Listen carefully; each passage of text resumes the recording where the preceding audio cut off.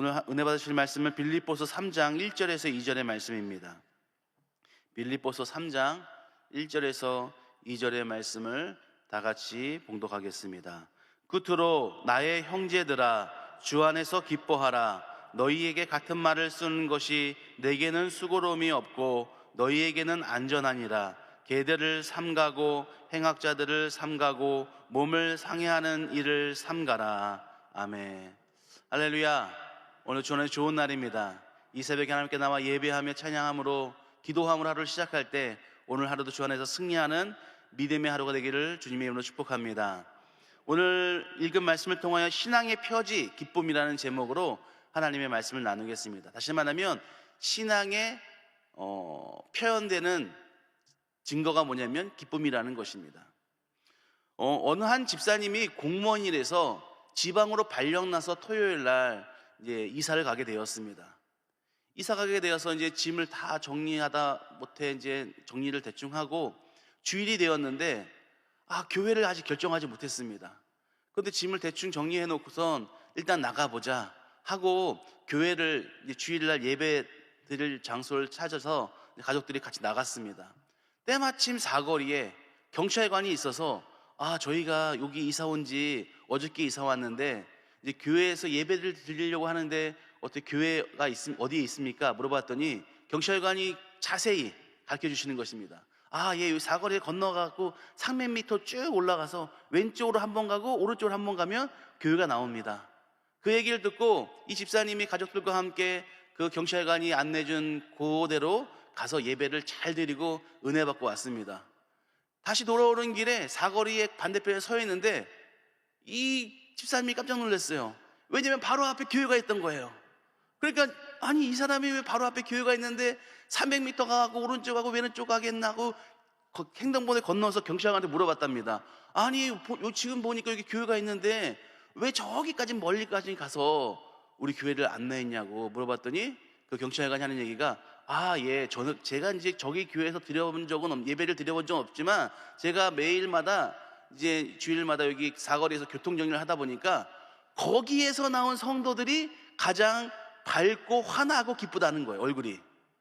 그래서 그 교회를 소개시켜 줬다는 것입니다. 신앙의 표지, 신앙의 표현되는 특징은 기쁨입니다. 여러분 삶 가운데 신앙생활 하면서 기쁨이 있으면 신앙생활을 잘하고 있는 거고, 기쁨이 없다, 짜증나고 괴롭다, 그럼 뭔가 문제가 있는 것입니다. 왜 그렇습니까? 주 안에서 바울이 이 빌립보서는 옥중에서 쓴 겁니다. 옥중에서 빌립보에 있는 성도들에게 너희는 기뻐하라. 내가 다시 말하노니 기뻐하라. 주 안에서 기뻐하라. 가장 기뻐하기 힘든 사람이 바울이었는데 바울은 감옥에 있었습니다. 그런데도 주 안에서 기뻐하라 말한 것은 본인이 주 안에서 기쁘기 때문에 너희들도 주 안에서 기뻐했으면 좋겠다고 얘기하는 것입니다.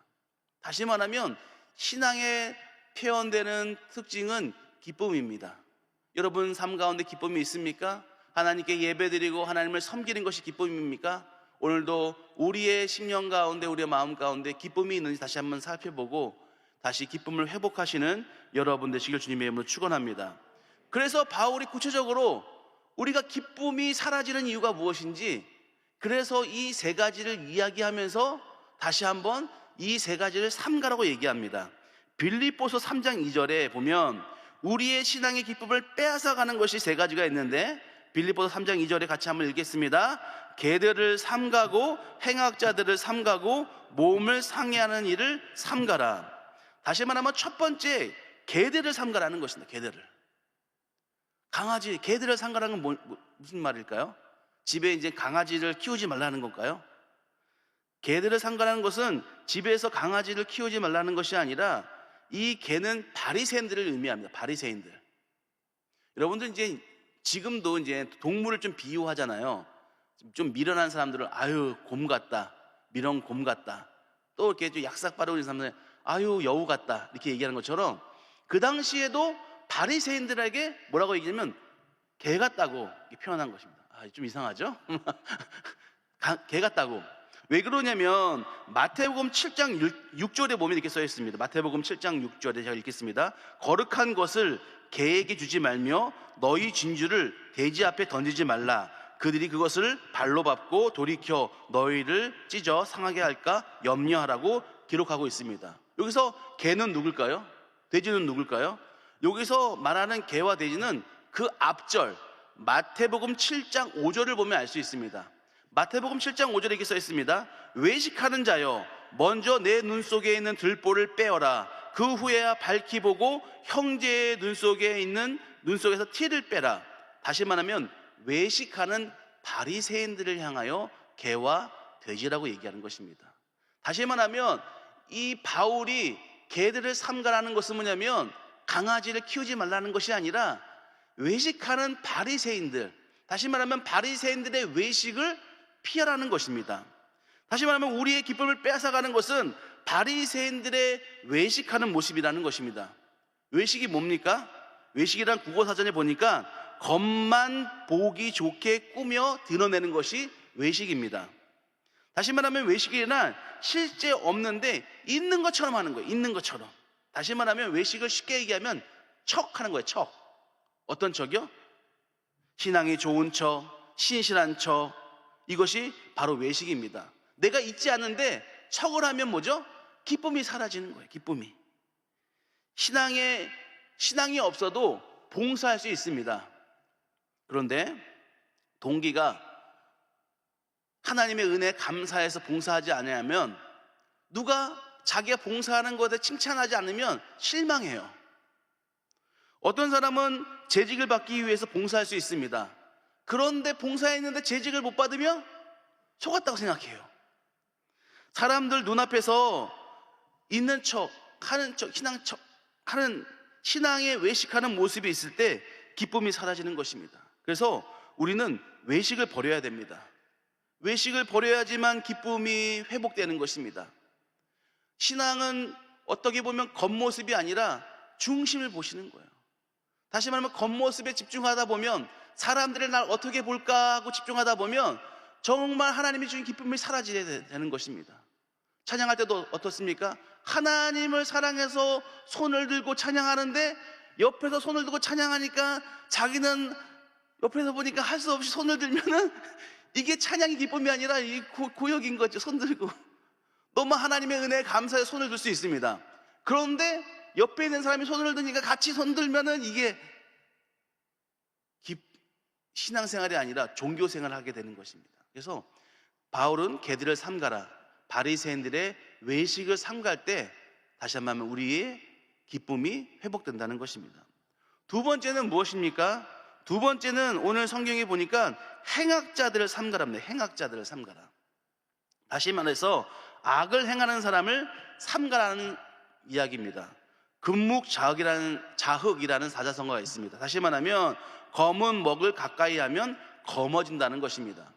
신앙생활 하다 보면 악을 행하는 사람, 죄를 짓는 사람을 멀리하라는 것입니다. 왜냐하면 그 사람 옆에 가까이 있으면 같이 죄를 짓기 때문에 그렇습니다. 왜 그럴까요? 죄를 지으면 기쁨이 사라집니다. 불만, 불평, 원망, 불평, 하나님 보시기에 불신앙, 불순종, 이런 죄를 지면 우리의 마음 가운데 뭐죠? 기쁨이 사라집니다. 우리가 어떻게 구원받았습니까? 예수 그리스도의 십자가의 은혜로 말미암아 구원받았습니다. 우린 자격이 없고 우리는 행위가 부족하지만 예수님의 십자가의 보혈로 구원받은 그 은혜로 말미암아 기쁨이 넘치는데, 그 은혜로 말미암아 하나님을 섬기고 예배하고 신앙생활하면 기쁨이 넘치는데, 주 안에서 기쁨이 넘치는데 죄를 지면 기쁨이 사라지게 되는 것입니다. 여러분들 근데 이걸 아셔야 됩니다. 우리가 예수 믿고 하나님의 자녀가 되면 우리는 어디 가죠? 천국의 백성, 하나님의 자녀가 됩니다. 죄를 지면 어떻게 될까요? 어떤 분들은 잘못 생각하는 사람들이 있어요. 우리가 회개하면 하나님의 자녀가 됐다가, 죄를 지면 마귀의 자녀가 됐다가, 회개하면 하나님의 자녀가 됐다가, 이렇게 생각하는데 그러지 않습니다. 예수 믿기 전에 짓는 죄는 지옥 가는 죄, 멸망받는 죄지만, 예수 믿고 하나님의 자녀가 되어서는 죄지면 뭐냐면 그것은 하나님의 마음을 아프게 하고 성령님을 근심시키는 죄입니다. 그래서 우리가 죄를 지면 하나님의 마음이 아프고 성령님을 근신시키십니다. 어떤 사람은 이렇게 생각해요. 뭐 그래도 천국 가는데 라고 생각하시지만 그렇지 않다는 거예요. 죄를 지면 먼저 뭐가 사라질까요? 기쁨이 사라져요. 여러분들 생각해 보십시오. 사람을 미워했는데 기뻐하는 사람이 있습니까? 부부싸움 하는데 기뻐하는 사람이 있습니까? 죄를 짓고는 기쁨이 사라집니다. 기쁨이 사라지고 두 번째, 기도가 안 돼요. 기도가. 죄를 짓고 나서 기도. 그래서 여러분들 기도할 때 뭘 먼저 해야 될까요? 회개기도 먼저 해야 되는 거예요. 하나님께서 뭐라고 하죠? 하나님께 제단에 드리기 전에 너희가 형제와 싸운 일이 있거든 먼저 화해하고 하나님께 나와서 하나님께 제사를 드리라고 얘기한 것처럼 여러분들 죄를 짓고 나서는 기도가 안 됩니다. 기도가 안 되면 뭐가 안 되죠? 기도의 응답을 못 받죠. 계속 그런데 하나님의 자녀로서 계속 죄를 지면 하나님께서 어떻게 하죠? 너무나 사랑하시기 때문에 징계하시는 것입니다. 징계하시는 것. 그래서 하나님 앞에서 죄를 지으면 기쁨이 사라집니다. 최초로 죄를 지은 아담을 보면 알 수 있습니다. 창세기 3장 9절 10절에서 보면 이렇게 써 있습니다. 야훼 하나님이 아담을 부르시며 그에게 이르시되 내가 어디 있느냐? 이르되 내가 동산에서 하나님의 소리를 듣고 내가 벗었으므로 두려워하여 숨었나이다. 아담의 마음 가운데 무슨 마음이 있어요? 두려움이 있습니다. 여러분, 에덴 동산이라는 뜻이 뭘까요? 에덴 동산이라는 뜻이 뭐냐면 환희의 동산, 기쁨의 동산이라는 거예요. 하나님께서 최초에 창조하신 에덴 동산은 기쁨이 충만한 곳이었습니다. 그런데 아담과 하와가 범죄하고 나서 그 마음 가운데 뭐가 들어갔을까요? 두려움이 들어가. 두려움이. 다시 말하면 죄를 지면 기쁨은 사라지고 두려움이 들어오게 되는 것입니다. 그래서 우리 신앙생활에 죄를 지면 기쁨이 사라지는 거예요. 그래서 여러분들 어떻게 됩니까? 하나님 앞에 죄를 짓고 이웃에게 죄를 졌던 것들을 회개하고 하나님께 나와 회개하고 또한 죄 지은 우리 이웃들에게 용서를 구해야 되는 것입니다. 그래서 죄의 문제가 하나님 마음을 아프게 하고 근심시키는 죄들이 해결될 때 다시 한번 신앙의 기쁨을 회복되게 되는 것입니다. 오늘도 우리가 하나님께 회개하고 이웃에게 용서를 구함으로 말미암아 죄의 문제가 해결되고 기쁨이 넘쳐나는 믿음의 신앙 되기를 주님의 이름으로 축원합니다. 세 번째, 우리의 기쁨을 빼앗아가는 건 무엇이냐면 몸을 상하게 하는 일을 삼가라. 이 몸을 상하게 하는 일을 삼가라고 말씀하시는데 옛날 성경에 뭐라고 써있냐면 손 할례당을 삼가라는 거예요. 둘 다 모르겠죠. 몸을 상하게 하는 삼가라. 이게 뭐냐면 옛날에 손 할례당을 삼가라고 써있는데 다시 말하면 할례를 해야지, 그러니까 손으로 할례를 행해야지 구원을 받는다는 사람들이 있었습니다. 너희들 예수 믿고 구원받았어? 그거 아니야. 구약에 보니까 하나님 백성은 할례를 했어. 그러니까 예수 믿고 구원받아도 뭘 해야 돼요? 할례를 해야 되고 구약의 율법을 지켜야지만 구원받을 수가 있어 라고 얘기하는 사람들이 있다는 것입니다. 여러분들 어떻게 구원받았습니까? 어떻게 구원받습니까? 너희가 그 은혜로 인하여 믿음으로 말미암아 구원을 얻었나니 이것은 너에게 하나님이 주신 선물이라. 행위에서 난 것이 아니니 이는 누구든지 자랑치 못하게 하려 하심이라 얘기하신 것입니다. 구원은 믿음으로 받습니다. 은혜로 받습니다. 우리의 행위와 노력으로 받는 것이 아닙니다. 율법을 지킴으로 구원받는 것이 아닙니다. 율법은 몽학성생으로서 우리의 죄를 깨닫게 하는 것입니다. 다시 말하면 여러분들 예수 믿고 행위가 있어야 될까요? 없어야 될까요? 행위가 있어야죠. 하나님을 믿는 백성으로서 믿음의 표현인 행위가 드러나야 되지만 행위로 말미암아 구원받는 것이 아닙니다. 그런데 그 당시에 할례를 해야지만 구원받는다는 사람들이 있어가지고 그 사람들은 할례뿐만 아니라 구약의 율법들을 지키라고 계속 얘기하는 거예요. 그런데 율법을 지켰던 이스라엘 백성들은 어떻게 했죠? 결국에는 하나님께 죄를 범하고 그다음에 멸망당하고 포로로 끌려갔습니다. 하나님께서는 율법이 아니라 새로운 언약, 이제 구약은 뭐죠? 옛 언약이고 신약은 뭐죠? 새 언약인 예수님을 이 땅에 보내주심으로, 예수님이 십자가 지심으로, 예수님을 믿음으로 말미암아 우리의 모든 죄를 용서받고 구원받고 하나님 자녀가 되는 놀라운 새 언약을 주셨습니다. 믿음으로 말미암아 구원을 주신 그 믿음이 회복될 때 기쁨이 넘치는 것입니다. 그래서 골로새서 2장 11절에 또 그 안에서 너희가 손으로 하지 아니한 할례를 받았으니 곧 육체의 몸을 벗는 것이요 그것은 그리스도의 할례니라. 다시 말하면 우리는 예전에는 손으로 표피를 몸으로 할례를 했지만 이제는 몸으로 하는 것이 아니라 예수 그리스도를 믿음으로 말미암아 마음의 할례를 하라는 것입니다. 오늘도 우리 신앙의 기쁨을 빼앗아갔던 것들이 있습니다. 구약의 율법을 통해서 우리는 구원받을 수가 없습니다. 구약의 율법을 통해서 구원받으려면 어떻게 됩니까? 다 지켜야 됩니다. 다 지켜야 돼요. 예를 들어서 어떤 사람이 회사에 들어가는데 10가지가 있어요. 10가지. 키가 170 이상이 돼야 되고 운전면허를 해야 되고 영어를 해야 되고 다 있어요. 10가지 중에 9가지는 되는데 1가지가 안 돼, 자격이. 그러면 거기에 회사에 들어갈 수 있을까요? 없을까요? 들어갈 수가 없습니다.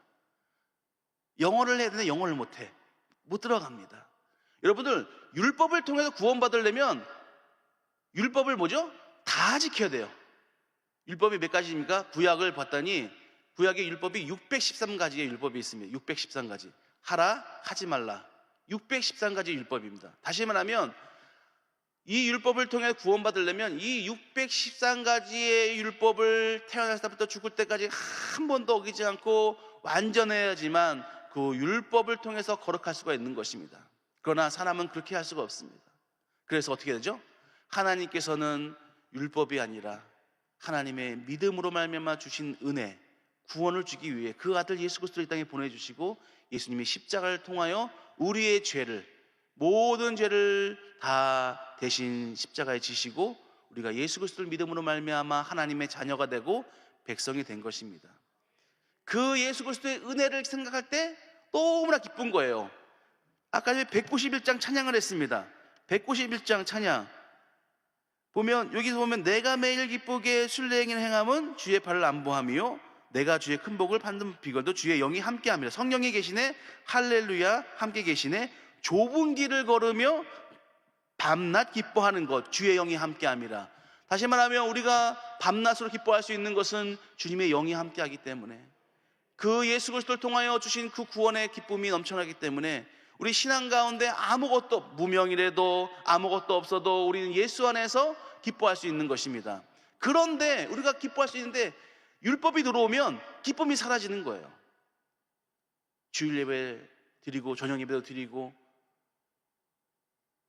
뭘 해야 되고 이게 참 이상한 게, 율법을 지키려고 하는 사람은, 자기가 율법을 지키려고 막 노력하는 사람은 율법을 지키지 않는 사람을 정죄하기 시작합니다. 아니, 권사님이면 새벽기도 나와야지. 안 나오면 되겠습니까? 그건 뭐죠? 율법이 되는 거예요. 내가 하나님의 은혜에 감사하고 오늘도 기도함으로 하루를 승리하기 위해서 하나님을 의지하기 위해 나오는 게 아니라 권사에서 나오고 장로님에서 나오고 안수집사에서 나오면 이게 율법이 되는 거예요. 그런데 또 이상한 게, 자기가 나오면 안 나오는 사람은 이제 정죄하기 시작하는 거예요. 율법주의자들은 특징이 뭐냐면 정죄하기 시작합니다. 정죄. 아니, 재직이 되면 나와야 되는 거 아니야? 정죄하기 시작해요. 그러면 뭐죠? 억지로 나오잖아요, 새벽 기도를요. 그럼 뭐가 되는 거예요? 기쁘지 않습니다. 피곤합니다. 피곤해.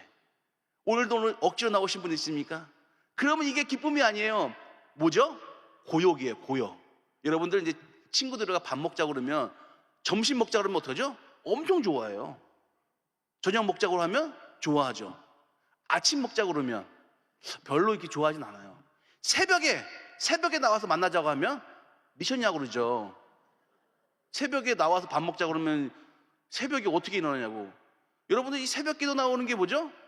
주 안에 있으면 기쁨인데 이게 외식이 되고 신앙이 있는 척을 하고 그 다음에 율법을 지키려고 하다 보면 이게 뭐죠? 기쁨이 사라지는 것입니다. 여러분, 신앙생활 하지 않습니까? 교구에서, 지역에서 신앙생활합니다. 다 우리가 기쁨으로 신앙생활 할 수 있는 것은 무엇입니까? 하나님의 은혜에 감사해서 우리가 봉사하고, 하나님의 은혜에 구원에 감사하여 우리가 전도하고, 우리가 하나님의 은혜에 감사하여 예배 드려야 되는데, 이게 이제 율법이 되면 어쩔 수 없이 전도하고 어쩔 수 없이 예배 드리고 어쩔 수 없이 하면 이게 이제 기쁨이 사라지는, 뭐가 되죠? 신앙생활이 아니라 종교생활이 되기 시작합니다. 그러면 기쁨이 사라지고, 그 신앙은, 기쁨이 사라진 신앙은 정말 안 믿는 사람보다 더 괴로운 거예요. 안 믿는 사람은 잠이라도 잘 자잖아요. 이 새벽에 나와서 기쁨이 없이 예배드리는 게 얼마나 고역입니까? 다시 한번 기쁨을 회복하시기 바랍니다.